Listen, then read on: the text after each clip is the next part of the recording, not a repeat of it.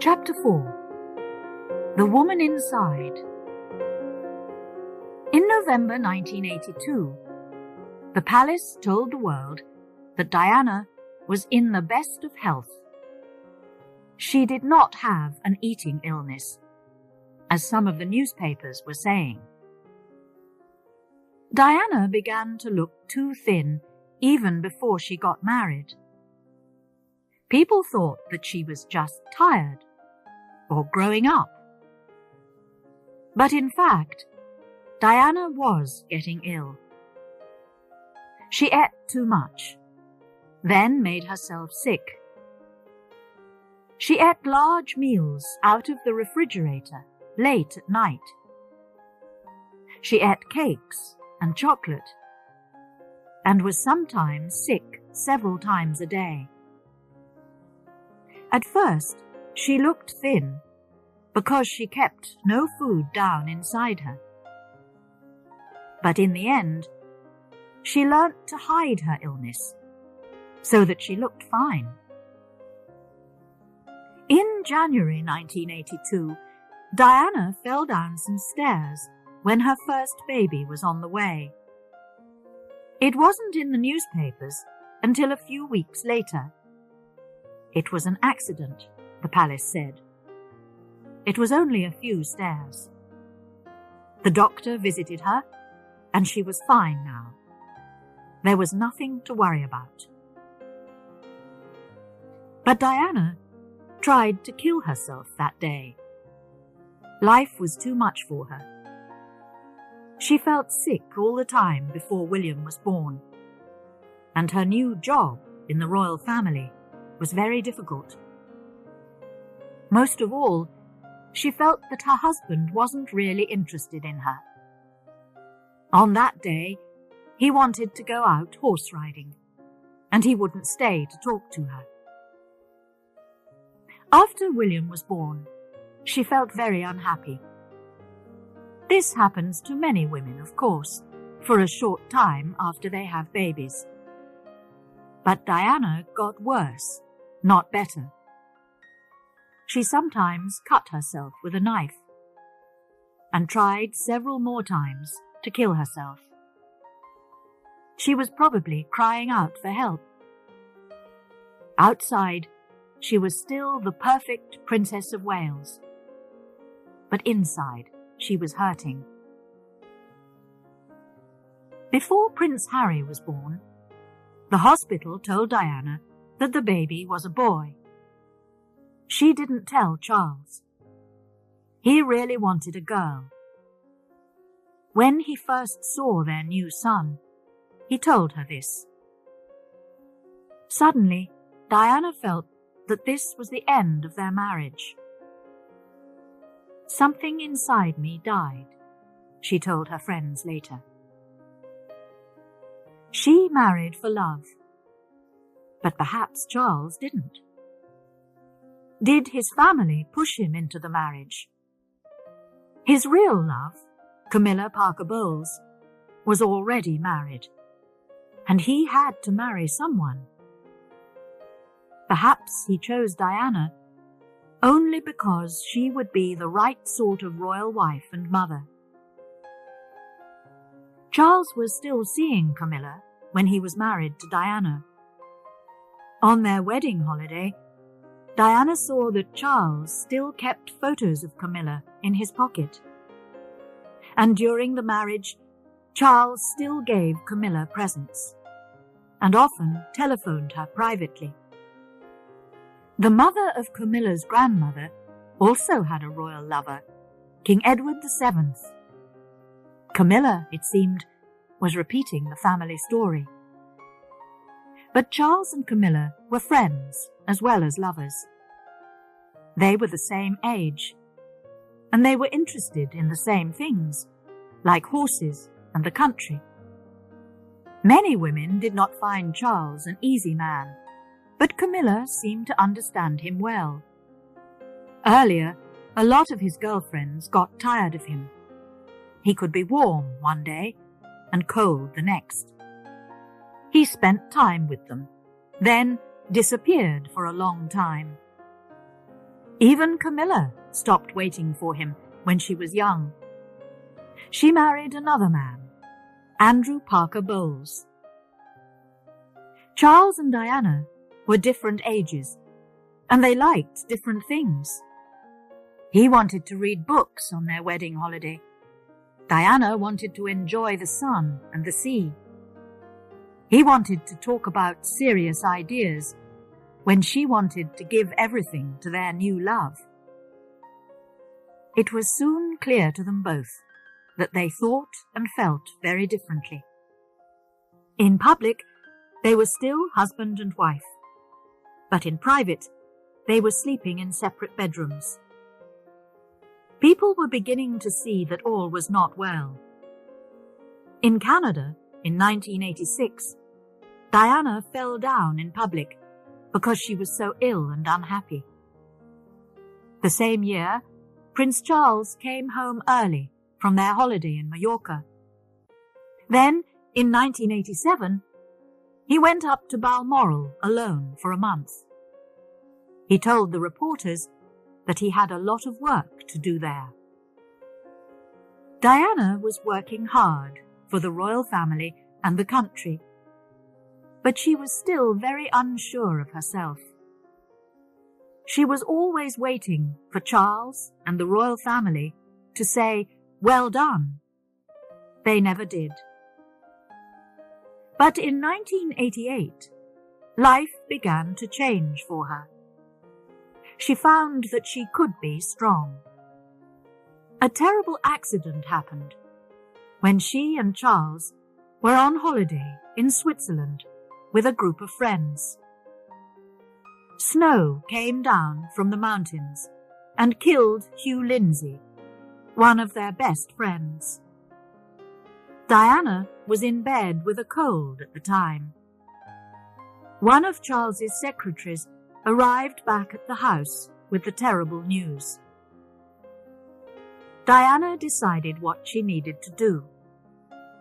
She put all Lindsay's clothes into his suitcase. She and Charles flew back to England with the body. Then Diana looked after Hugh Lindsay's wife, Sarah. The Lindsays only got married a few months before the holiday, and Sarah was having a baby.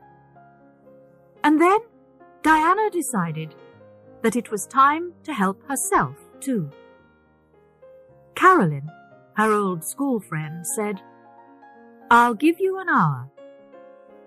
If you don't go to a doctor, I'll tell the world about your illness."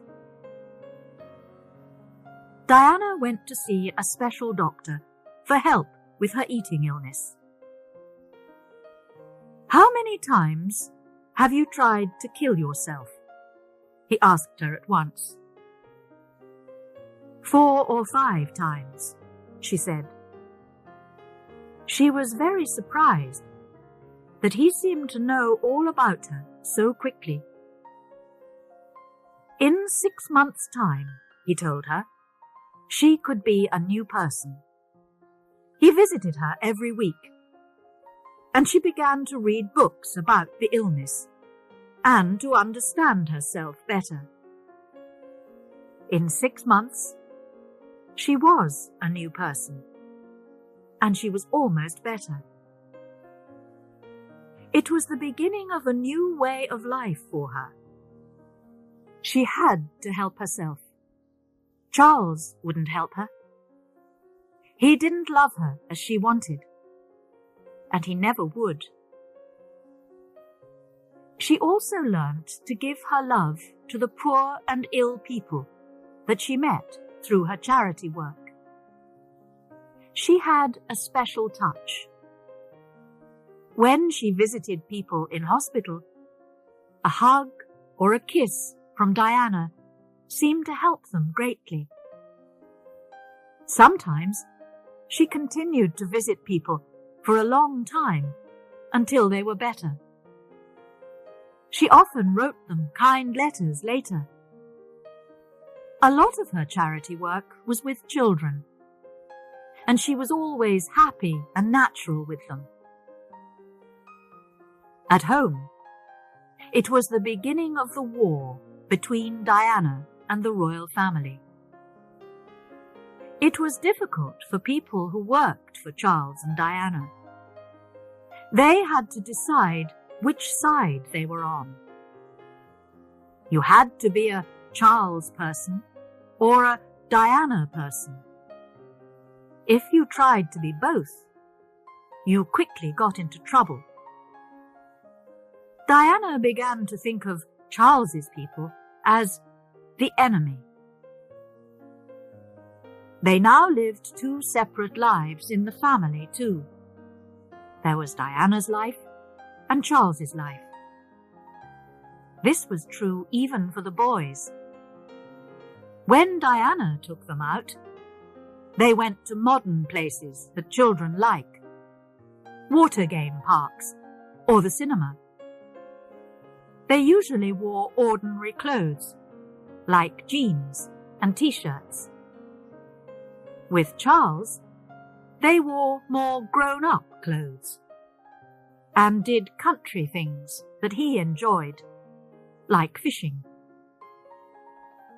The public began to think worse of Charles when Prince William had a serious accident at school in 1991. Diana stayed at the hospital with him all night, but Charles went off to the theatre. How could he do that? People asked. What sort of a father is he? Charles loved his sons too, but perhaps he didn't understand how to show it. He did try to do better after that, but many people were beginning to prefer Diana. But not everyone. She's ill, some people were saying. She needs to be in hospital. Or she's trying to hurt the royal family. They must stop her. Diana was beginning to make a new life for herself. It was difficult, and she was often unhappy, but it was the only way out.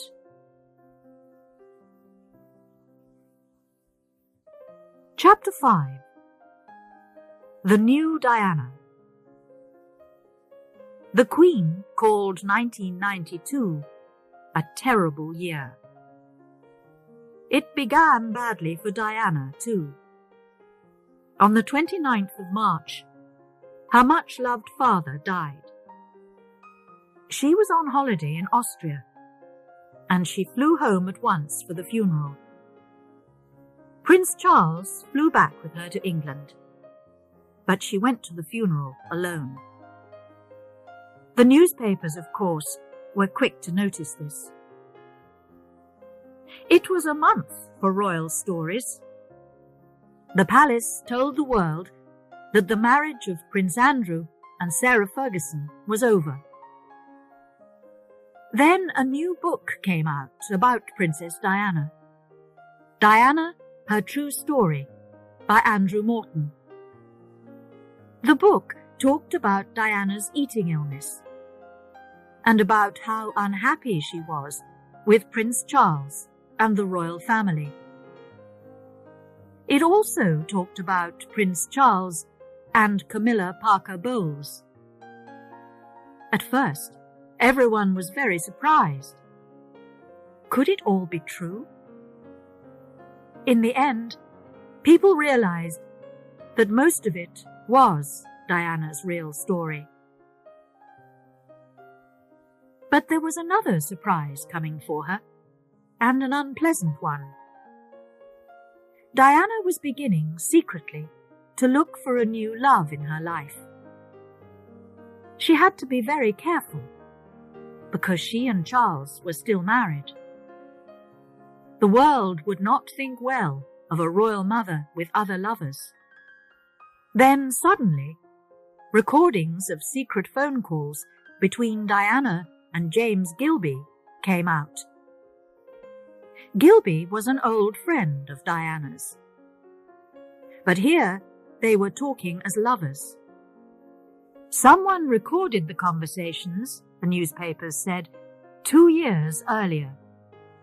In them, Gilby uses a special name for Diana, Squidgy. He asks Diana to kiss him down the phone and says, "Oh, Squidgy, I love you, love you, love you." Another lover was James Hewitt, the man who taught Diana to ride again. She was still afraid of horses after her accident as a child. Will Carling, the sportsman, and his wife ended their marriage because of Diana. Then there was Oliver Hoare, who sold paintings. Someone began to make silent phone calls to his home. Perhaps it was Diana, unhappy because Oliver didn't want to talk to her. We will probably never know everything about her life at this time, but it's clear that she was seeing other men. Then, in 1993, recordings of phone conversations between Charles and Camilla appeared, and everyone now knew for sure that they were lovers. Charles was very unhappy about this, and at first promised to live alone without women. A year later, he talked about it all on television, but he didn't stop seeing Camilla. In the photos of 1992, Diana is often alone. In one, she is sitting in front of the Taj Mahal in India. She is smiling, but she looks very small and alone in front of the big white building. In November 1992, Charles and Diana did make a visit together to Korea, but they were clearly unhappy. Finally, in December, they told the public that they were separating. Prince Charles would stay at Highgrove, and Diana would live alone at Kensington Palace. The children would spend time with both of their parents. The Queen's family was in trouble all around her. Just to finish the terrible story of 1992, there was a serious fire at Windsor Castle, the Queen's favourite home. Everyone there, the Queen too, worked hard to put it out. But the castle and the royal family would never be the same again. Diana's private rooms at Kensington Palace were full of photos of William and Harry. "They mean everything to me," she said. But now she couldn't be with them so much. A lot of the time, they were at school or with their father. She even had to eat her Christmas dinner alone, while William and Harry spent Christmas Day with their father and grandmother. But she was doing her best to help her sons for their future as royal princes, and William perhaps as the future King of England. She decided that they needed to understand some of the country's problems. She took them to visit sick people in hospitals. But she also took them out secretly to see some of the dark and unpleasant places where homeless people spend the night. In 1995, William went to Eton, one of the top schools in the country. But he didn't forget the other side of life that Diana showed him. He later gave Diana the idea of selling a lot of her dresses for charity. Diana's new life had good times in it too. She had plenty of friends. Many of them were famous, and some of them were film stars or pop stars. She was friendly with the pop stars Elton John and George Michael, and with Terence Stamp and Richard Attenborough, the film stars. She knew Luciano Pavarotti, the Italian singer, and others from the music and film world, like Michael Jackson, Paul and Linda McCartney, and Liza Minnelli. She often had lunch with friends. An Italian restaurant, San Lorenzo in Kensington, was her favorite for a long time. She still loved dancing and pop music, and she went swimming or running every day to keep in good shape. Diana was very serious about her health now. But she couldn't escape from the paparazzi. Everywhere she went, they tried to take photographs of her. Sometimes they took photos secretly. You could get a lot of money for a new photo of Diana. Suddenly, it was all too much for her. In December 1993, she told the world that she wanted to live quietly. She would stop most of her work for charities. She needed time for her children and for her private life. It was not for long. She soon came back because she wanted to get on with her work and be a mother to the world, as one newspaper wrote. And the story of Diana and Charles was not over yet. In November 1995, she recorded her famous appearance on television. She talked openly to reporter Martin Bashir about her life in the royal family, and she was clearly hurt and angry about the past. There were 3 in this marriage, she said about Charles and Camilla, and 3, as she told us, is a crowd. But she also talked about her future. I don't think many people will want me to be queen, because I do things differently, because I don't go by a rule book. She worked, she said, from the heart, not the head. But she wanted to be queen of people's hearts. These were words which the world never forgot. A lot of people that she helped will never forget her either. One of her favorite charities was Centrepoint, which looks after homeless people.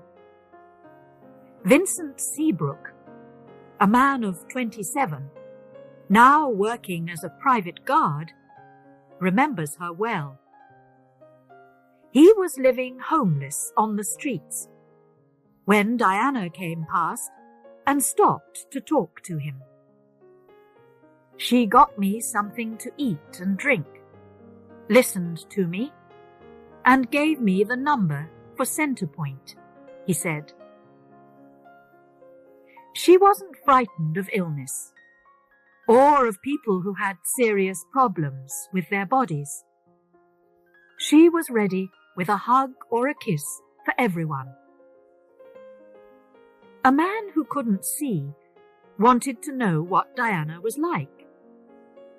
"Is it all right if I touch your face?" he asked.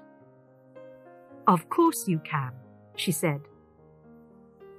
He moved his hands over her eyes, nose, and mouth until he could see a picture of her in his head. "You're very pretty," he said. When someone was in trouble, she tried to help them.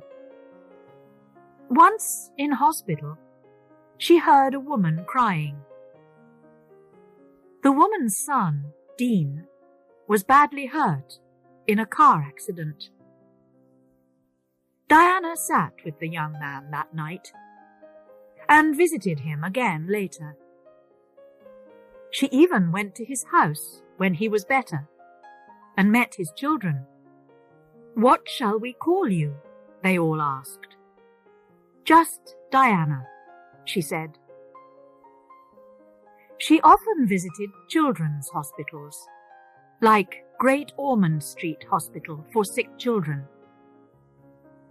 Victoria Hemphill, a young girl with a serious heart problem, felt that the princess was her special friend and kept photos of Diana by her bed. Diana often talked to her about William and Harry, and the boys wrote to her. "Dearest Victoria, I wanted to send you lots of love while you were in hospital," began a letter from Prince Harry. Diana had time for her friends who were in trouble too. She helped a friend called Rosa when her baby died, and gave time to another friend, Cosima, when her marriage ended. She knew what it was like to feel hurt inside. She still traveled to other countries. In 1994, she visited Zimbabwe in Africa. Photos show that she helped to give out lunch to children in a special school. She visited hospitals in Pakistan. In India, she became friends with Mother Teresa, who was famous for her work with poor people who were dying on the streets. Diana once said, "I'm not frightened of dying, if I can die happy." Chapter 6. Her Last Days. After Diana's marriage finally ended in August 1996, she was a rich woman with over £17 million. But she wanted to go on working. She especially wanted to stop the use of landmines. She visited Angola and Bosnia, where there are still terrible problems with landmines after the wars there. She met people who lost legs or arms from these landmines. Not only men, but little children too. When she spoke out against the landmines, not everyone agreed with her. But Diana was still ready to speak from the heart. She had a good summer in 1997. She visited her brother Charles in South Africa. She spent her birthday there and enjoyed a holiday with Charles and his family without any of the usual trouble from the paparazzi. There was only one sad time in the middle of July, when she went to Italy for the funeral of her friend Gianni Versace, the famous clothes maker. Something very special was happening in Diana's life that summer too. She had a new boyfriend. This was Dodi Al-Fayed, a filmmaker who was 42. The Al-Fayeds are a Muslim family from Egypt, but they live in England. They are very rich. The famous London shop Harrods and the Ritz Hotel in Paris belong to Mohammed Al-Fayed, Dodi's father. The Al-Fayed family and the Spencer family were already friends. Diana first met Dodi about 10 years earlier, but they didn't become good friends until she went on holiday to France with the Al-Fayed family in July 1997. Harry and William went too, and they all had a wonderful time. It was the best holiday for years, Diana said later. And soon, Diana and Dodi became more than friends. They fell in love. They went away on holiday again at the end of that month, but they were alone together this time. They visited Corsica and Sardinia in the Al-Fayed's private boat. The paparazzi soon knew that they were lovers. And then, of course, they all wanted to get pictures and stories of Diana and Dodi. The man who took the first photos of their kisses sold the pictures for $1 million. On the 21st of August, Diana flew back to France again to start a third holiday with Dodi. By now, they were deeply in love. He gave her presents, and it's possible that they planned to get married. Dodi was married before, and had a lot of girlfriends after that. But he was very serious about Diana. This third holiday ended suddenly because of the paparazzi. When their boat arrived at Sardinia, the photographers ran after Dodi and Diana everywhere. They even found them at a hotel where they were staying secretly. That was enough. The lovers decided to leave at once for Paris. They arrived on Saturday, the 30th of August. Dodi had a small home in Paris, which they tried to use secretly. During the afternoon, Dodi went out to get a very expensive ring, which he was buying as a present for Diana. It was a ring that she would never wear. The paparazzi knew Diana and Dodi were now in Paris and were following them again. They planned to eat dinner at a restaurant in the city centre, but decided that it wasn't safe there. They went on to the Ritz, the hotel which belongs to Dodi's father. When they arrived at the Ritz, there were already about 40 paparazzi waiting for them. At last, just after midnight, they left the hotel by the back door to go back to Dodi's house. They were trying to escape and sent off another car from the front. But some of the paparazzi saw Diana and Dodi as they drove off in their special Mercedes car with their driver and bodyguard.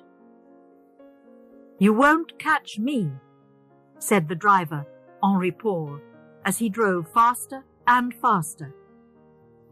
So did the paparazzi, some in cars and several on very fast bikes. There were cameras and lights everywhere as they tried to photograph Diana's car. When the road came to the River Seine, it went underground. The car was now travelling very fast, perhaps at over 160 kilometers an hour. It hit a wall.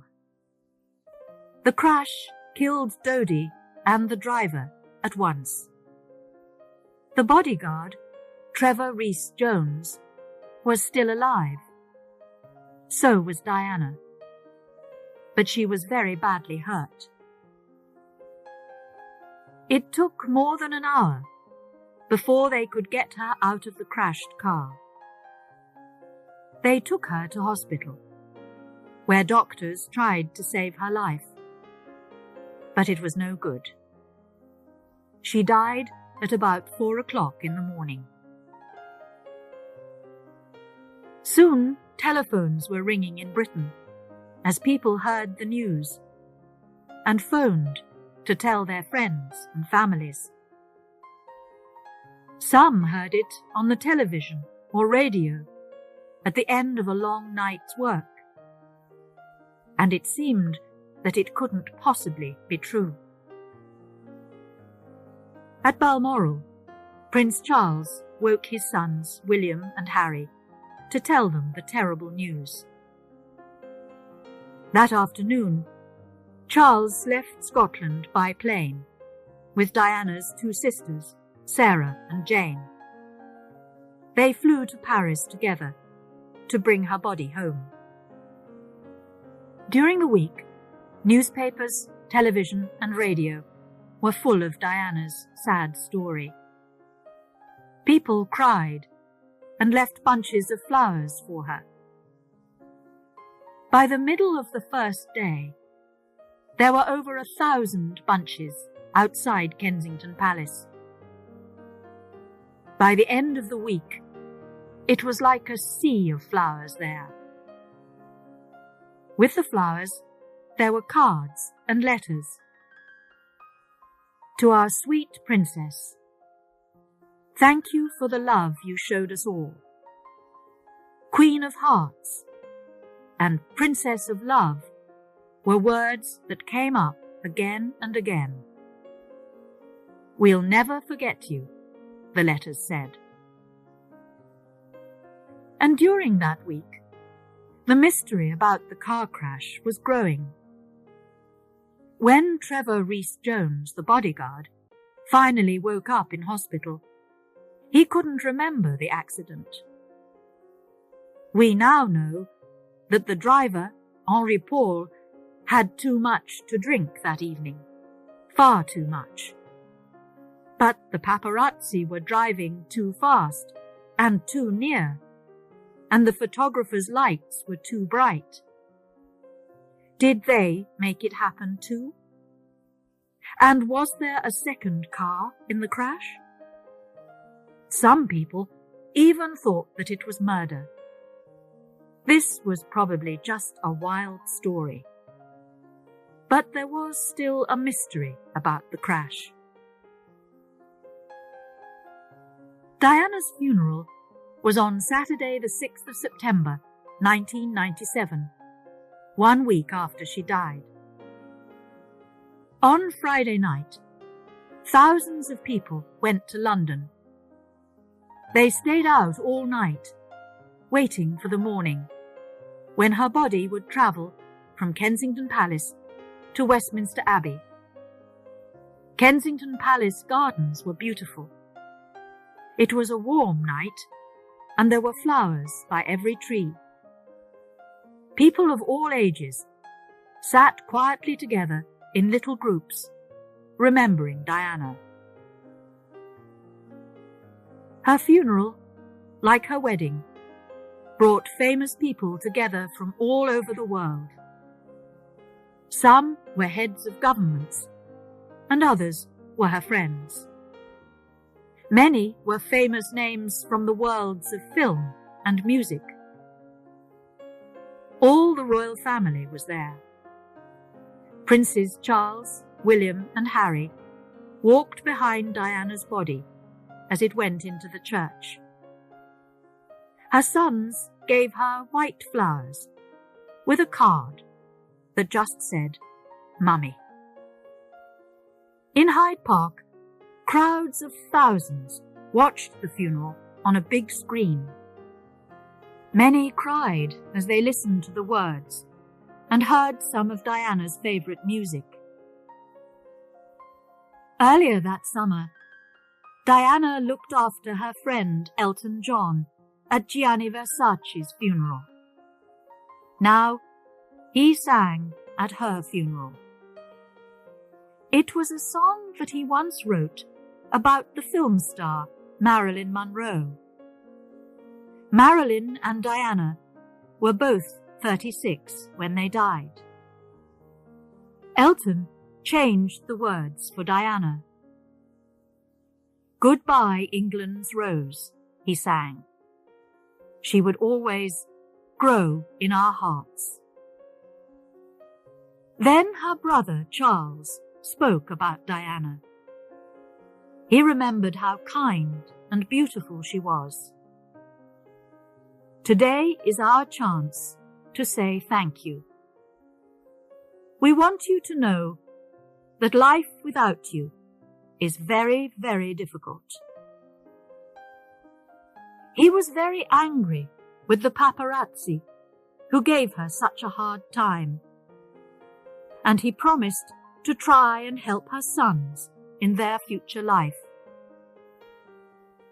The funeral car took Diana's body to the Spencer family home at Althorp in Northamptonshire. People threw flowers in front of the car as it went past. At first, her family planned to bring her to the local church at Althorp, but then they decided against this. Thousands of visitors could make life too difficult for the small village. So finally, they took Diana to a small island in a lake in the gardens of Althorp Park. Here her body lies in private, but once every year, visitors can come to see the place where she rests. Diana's life is over, but her story is not. The way that she lived and died will change many things. Her life showed a new road for the royal family to take. She showed them a way to be nearer to the British people and to help with real problems in the modern world. When she died, we all remembered that life can be very short. Every one of us has to do our best with the time that we have. It's important to show love, said Diana. We need to remember this too.